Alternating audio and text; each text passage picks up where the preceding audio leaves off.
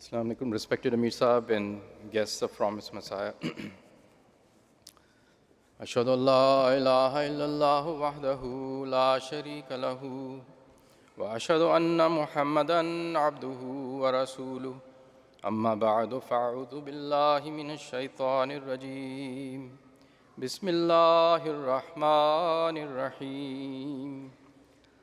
وجاهدوا في الله حق جهاده هو اجتباكم وما جعل عليكم في الدين من حرج ملة أبيكم إبراهيم وسماكم المسلمين. In 617 AD, that is the 7th year of the call of the Holy Prophet ﷺ, the disbelieving Meccans got together and they were very upset because they could see that Islam was spreading and the message of the Holy Prophet ﷺ was being accepted and they couldn't take it anymore. So they got together and they decided that they will find some way to stop them. And at that time, they thought that they will isolate the Muslims. So they created a document, a boycott document, wrote on it and put it on the walls of the Holy Kaaba. And basically, the document said that there will be complete social boycott of the Muslims, the family of the Holy Prophet ﷺ, and they will be isolated in the valley of Abi Talib, or Shebe Abi Talib, as we call it. And there will be no contact, no food, no water, no trade. And so Hazrat Muhammad Mustafa sallallahu alaihi wasallam, his family and the Muslims were isolated in Shebe Abi Talib. The next 3 years were one of the most difficult times or years of the life of the Holy Prophet sallallahu alaihi wasallam and the Muslims. And we'll talk more about it because there is a very unique event that took place which ended those 3 years. As we move forward with this discussion, I would like you to think the answers of a few questions I will pose. First question is, who is a Muslim? The second question is, who makes this criteria? Who makes this decision? And if someone claims to be a Muslim, then does anyone else has the power to negate that claim and call him a non-Muslim? So the simple answer to that question could be of the Muslim, well, whoever believes in Islam and professes to be a Muslim is a Muslim. So one of the hadiths of the Holy Prophet ﷺ that we read, it states, one who observes the same prayer as we do, faces the same direction as we do, and partakes from the animals slaughtered by us, then such a one is a Muslim. So if someone believes in these recommendations of the Holy Prophet ﷺ and says, well, I do all these things, so I am a Muslim, does anyone else have the right, any government, any individual, any clergyman, anyone has the right to call them a non-Muslim? To get the answer to that question, let's go back 1400 years. There was this young man, 17-year-old young man, who was in a sword battle with an opponent who was stronger, more experienced, and older than him. And as you know, sword battles can be fierce. They're deadly, and each one is trying to cause bodily harm and death. Eventually, this young man was able to overcome this older, more skilled gentleman or opponent.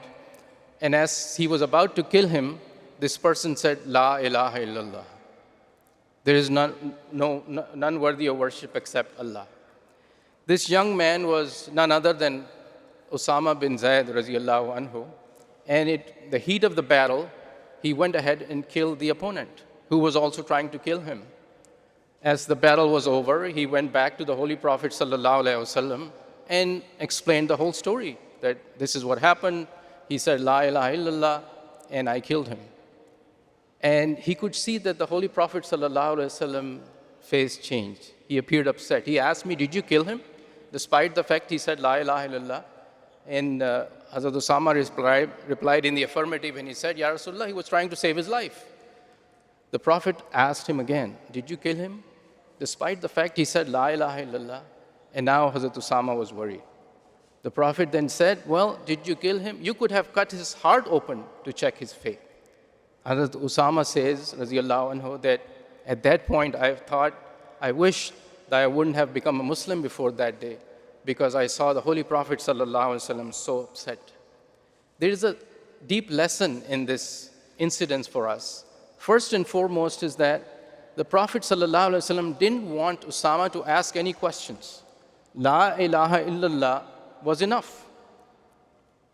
And secondly, when the Prophet says, you could have cut his heart open, he didn't mean that Usama would cut his heart open and check the faith. Basically, it means that the faith resides in the heart of the man. And it is between God and the person's heart. No one else has the right to question someone's faith. There were hypocrites walking in the streets of Medina, and the Prophet ﷺ never called them a non-Muslim. They had the right. Even the Holy Quran mentions that faith has not peeked into their heart, but the Prophet ﷺ never called them non-Muslims. Hazrat Masih Maud alayhi salatu wasalam, again very beautifully states, who is a Muslim, he says, यानी मुसलमान वो है जो खुदा ताला की राह में अपने तमाम वजूद को सौंप देवे. That a Muslim is one who commits himself wholly to the cause of God Almighty. In other words, Muslim is one who takes the bath of Allah the Almighty. Complete obedience to Allah the Almighty, that is when a person becomes a Muslim. And when we devote ourselves, or someone devotes themselves to Allah the Almighty, they are endowed that light. Khuda Ta'ala ka noor us shakhs mein shamil ho jata hai. And that is what is true Islam and a true Muslim. That light, that noor cleanses us. That is spiritual cleanliness, and then that light is recognizable. That person can be seen. Why? Because that person is now pleasing Allah the Almighty and following the directions of Allah the Almighty, and there is peace around that person. And that person becomes a better individual or a better human being. That is why it's important to be a Muslim. Now, Hazrat Masih Maud alayhi salatu wasalam came to bring the true light of Islam back in this world, to show the true picture of Islam, to re-establish the true meaning of La ilaha illallah Muhammadur Rasulullah. In the time of Hazrat Masih Maud Islam, there were many sects of Muslims, many ideologies, many groups, each one calling themselves as true Muslims. So how do we know who is the right person or who is the right group? To answer that question, we again go back to the Holy Prophet sallallahu alaihi wasallam. And I'm sure you've heard of this tradition also when Rasul Kareem sallallahu alaihi wasallam says, my ummah will be split into 73 sects. All of them are in the fire except one sect. And the Sahaba asked, obviously, and which is it, O Messenger of Allah? To which the Prophet responded, Ma ana alayhi wa ashabi, meaning what I am upon and my companions. So two points are very clear here. Whenever there is equation of 72 to 1, the decision of the Holy Prophet ﷺ is in favor of 1, not in 72. So that's the first fact. The second is a litmus test. The Holy Prophet ﷺ gave us a litmus test that, okay, if you want to find out that one group or one sect, then the way to check is, are they following me, that is the Prophet ﷺ, and the Sahaba or the companions? As we know that in 1974, in Pakistan, Ahmadis were declared as non-Muslims. And all other sects got united in declaring Ahmadis as non-Muslims. So what happened? The 72 to 1 equation was established. And the decision of the Holy Prophet ﷺ was in favor of 1, not in favor of 72. And our beloved Khalifa at that time, Hazrat Mirza Nasir Ahmad Rahimullah, he guided the Jamaat, that one group, through all those difficult times with patience and grace, with love for all and hatred for none.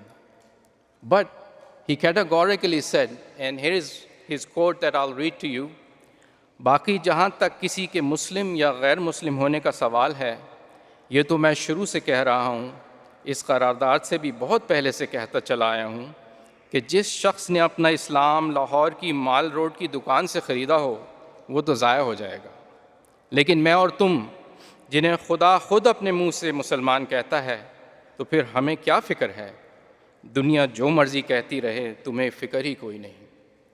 That he says, as far as the question of someone being a Muslim or non-Muslim is concerned, I have said even before this amendment that if someone has bought their Islam from a store on the Mall Road in Lahore, then it will be wasted. However, you and I, whom Allah has declared a Muslim, need not worry about what the world says. Now, going back to Shaybi Abi Talib, I mentioned that there was a unique incident that took place. As I described earlier, that they put that contract or that boycott paper and put it on the wall of the Kaaba. What happened was, over time, termites came and destroyed that document. And only thing that was left of that document was the name of Allah the Almighty. And Allah explained this or told this to the Holy Prophet ﷺ, that the whole paper or document is gone. And when the opponents, the kuffar, found that out, they were discouraged to continue the boycott. Other things happened, but finally the Holy Prophet ﷺ and his companions were freed. What this teaches us, that man-made laws, man-made documents, when they are against the documents and rules of Allah the Almighty, they are destroyed. अब भी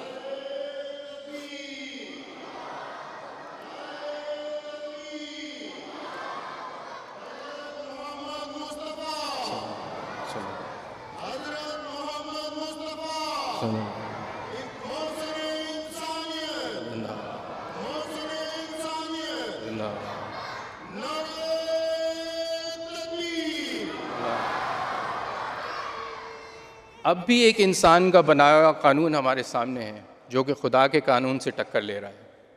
और जिस तरह 1400 साल पहले एक इंसान के बनाए हुए कानून को खुदा ने धज्जियाँ बिखेर दी थी, इसी तरह ये कानून भी इंशाअल्लाह वक्त आने पर ज़ाया हो जाएगा.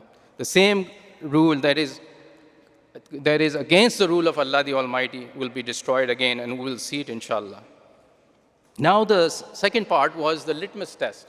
Do the Ahmadi Muslims pass the litmus test of the Holy Prophet ﷺ, which is ma ana alayhi wa ashabi, that they will be like me and the companions? The first thing that comes to us is prophethood and khilafat. No other example. Prophethood and khilafat in the time of the Holy Prophet ﷺ, and prophethood and khilafat in this day and age. And we all, alhamdulillah, part of that. The Prophet ﷺ and his companions were persecuted for worshipping, for offering salat. In fact, animal remains were thrown on the Prophet ﷺ when he would pray.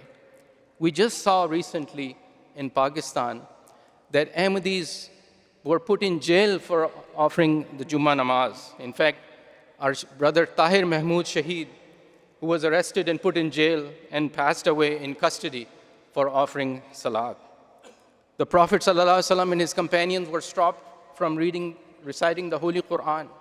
In 1989, a case was filed against the entire city of Rabwa because they had showed verses of the Holy Quran on their tombstones or on their houses. Even now, you can see those videos where the verses of the Quran are painted in black by those, the opponents. Ma'ana alayhi wa ashabi.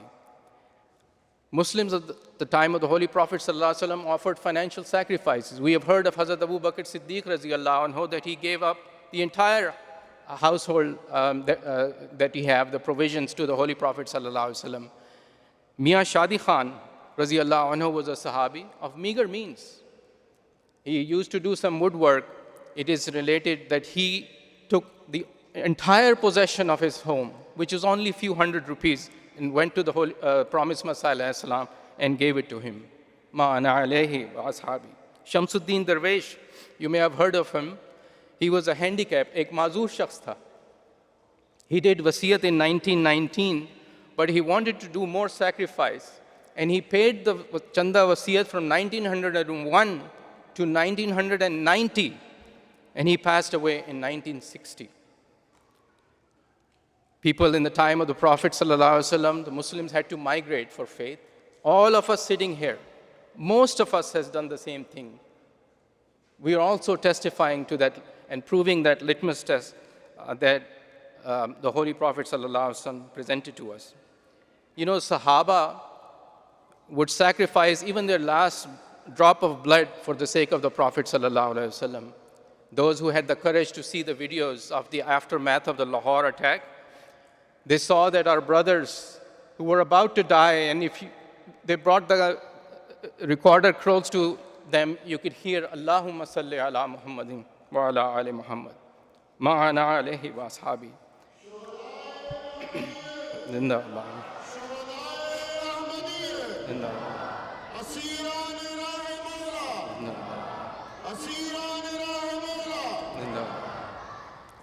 They were young boys at the time of, in the battles at the time of the Holy Prophet ﷺ, who would stand on their tippy toes, try to appear tall to participate in the battles. In this day and age, young people like Zahid Hussain in Bangladesh, who had accepted Ahmadiyya 4 years before, offered his life, sacrificed his life doing security duty. And then the young son of Shaheed Laik Ahmad Chima, 12-year-old, Hazur quoted that. He said that I would take a bullet to my chest like my father sacrificed my life. Ma'ana alayhi wa ashabi. Women in early Islam were ready to sacrifice everything, their lives, their children, their husbands. They would urge them to go and participate. Ahmadi women are silent heroes as well. They are ready to sacrifice everything. They have sacrificed their lives. They have been incarcerated. They have urged their sons to go and spend their life. They urge their husbands to spend in life. There are ladies who spend their entire life when their husbands have been out as missionaries in different parts of the world. And above all, early Muslims sacrificed for the kalima. Hazrat Bilal, Sayyidina Bilal raziyallahu anhu was dragged in the streets of Mecca for saying kalima, and he continued to say ahad, ahad. You probably remember the 9 brave souls in Burkina Faso who could see death in front of them, but they sacrificed their life one after the other, reliving the same time of the Holy Prophet sallallahu alaihi wasallam. Ma'ana alayhi wa ashabi. It appears to be 1400 years between the two groups, but according to Hazrat Masih Maud alayhi salatu wasalam, Sahaba se mila jab mujhko paya, that if you be with the promised Messiah, you will be like the Sahaba. And the Ahmadis are showing that. And Hazrat Masih Maud said, Islam is Ahmadi and Ahmadi is Islam. Ke Islam Ahmadi or Ahmadi Islam hai. And after all of this, the verse that I recited earlier gives us the title, He named us Muslims, who was Sammakumul Muslimin. But the problem is, the opponents, they are upset because they see Islam, nothing but Islam in us. But if Allah Ta'ala calls someone Muslims, He comes through their aid. He is their witness. Did those who were participating in the battle of Badr, did they need any certificates? Any rules to say they were Muslims? Allah Ta'ala was with them. Allah Ta'ala came to their assistance. Allah the Almighty was a witness over Hazrat Masih Maud alayhi salatu wasalam. He aligned the sun, the moon, and the earth for His truth in the eclipses. Allah Ta'ala had him say, "Main teri tabdeel ko zameen ke kinaro tak pahuncha dunga." All of us sitting here are proof of that Allah is a witness over Hazrat Masih Maud alayhi salatu wasalam. Ghulam Ahmad ki jai.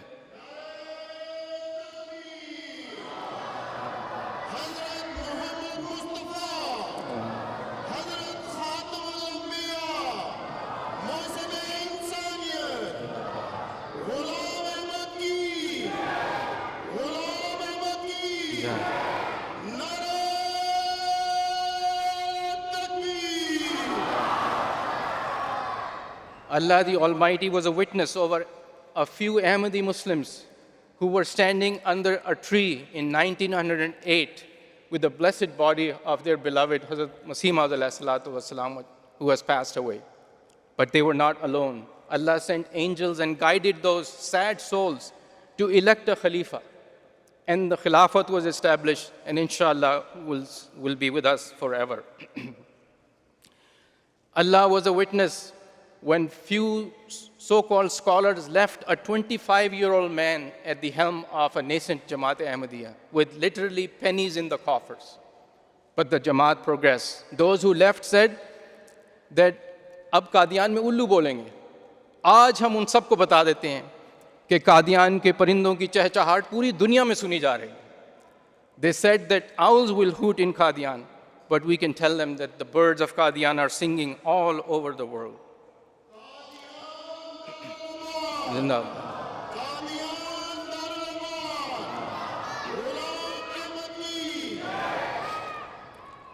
There was, Allah was a witness when Hazrat Mirza Tahir Ahmad, Khalifatul Masih, Rabi Rahimullah, when he was in Karachi airport, about to leave, and when their orders were issued that the Khalifa of Jamaat Ahmadiyya cannot leave Pakistan.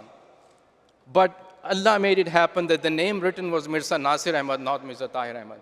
And Khalifatul Masih Rabi was able to leave Pakistan, and rest is history, we can see. Allah was a witness over the Jamaat when there was this individual who called them cancer. The Jamaat Ahmadiyya is a cancer in Pakistan and should be eradicated. Allah eradicated that person. His dust can be found either, and we all know that. Allah is a witness when Hazrat Khalifatul Masih al-Khamis Sayyidullah Ta'ala was elected as a Khalifa. A lot of people felt no one really knows him outside of Pakistan. He's a simple, ordinary man. Now Jamaat is gone. But we know when Allah is a witness, when Allah is watching over someone, He makes an ordinary man a king. In fact, king of the kings. And wo Badshah Aya was proven true again, that here comes the king. And inni ma'aka ya Masroor, that Allah is with you, O Masroor.